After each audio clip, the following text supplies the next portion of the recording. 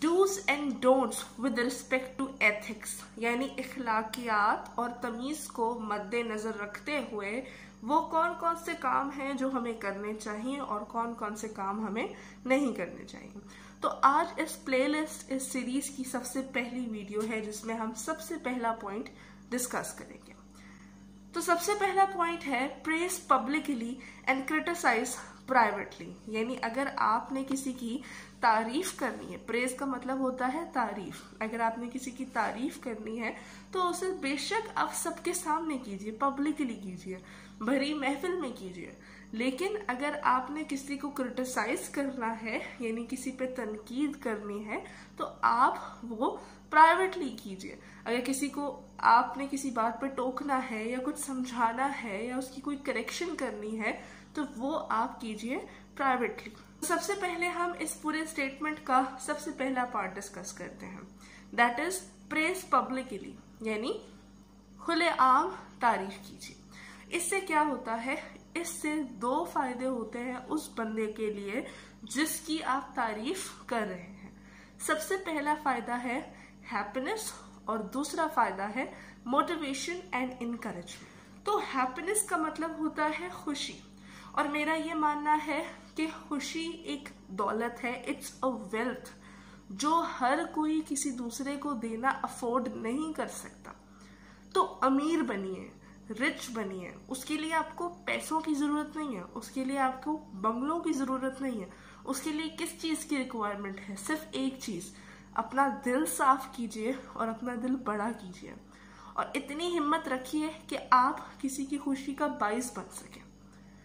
दूसरा पॉइंट है motivation and encouragement. It is very obvious, जब भरी महफिल में एक बंदे की तारीफ की जाएगी तो वो मोटिवेट होगा।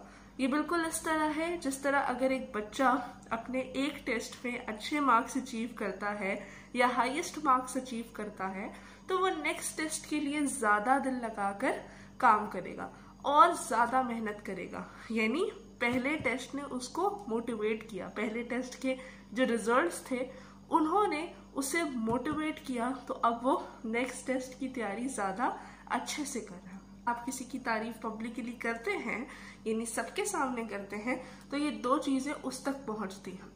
अब ये दो चीजें उसको पहुंचाने का फायदा आपको क्या हो, उसके लिए सिर्फ एक बात मैं कहूंगी कि अगर किसी के चेहरे पर आपकी वजह से मुस्कान आती है, आपकी वजह से उसको हौसला मिलता है, आपकी वजह से वो पुरुमीद होता है, तो फिर आप अपनी बारी का इंतजार भी कीजिए। क्योंकि एक माली जब अपने बाग में मौजूद फूलों की हिफाजत करता है, उनका ख्याल रखता है, उनको पानी देता है, तो फिर वही फूल होते हैं जो उसके बाग के लिए खुशबू और खूबसूरती की वजह बनते हैं। इन शॉर्ट, किसी को फायदा पहुंचाएंगे तो मकाफाते अमल एग्जिस्ट करता है। अगर आज आपकी नीयत ये है कि आप किसी को पब्लिकली प्रेज कर रहे हैं, सरेआम उसकी तारीफ कर रहे हैं सबके सामने भरी महफिल में, सिर्फ इस नीयत से कि वो बंदा खुश हो, वो बंदा मोटिवेट हो, तो कल को यकीनन आपकी तारीफ भी की जाएगी भरी महफिल में, आपको भी खुशी दी जाएगी, आपको भी मोटिवेट किया जाएगा। तो इस बात को प्लीज जरूर ख्याल कीजिए, क्योंकि मकाफाते अमल एग्जिस्ट करता है। अगर आप किसी के साथ अच्छा करेंगे, कल को आपके साथ भी अच्छा होगा, किसी के साथ बुरा करेंगे तो डेफिनेटली आपके साथ भी बुरा होगा।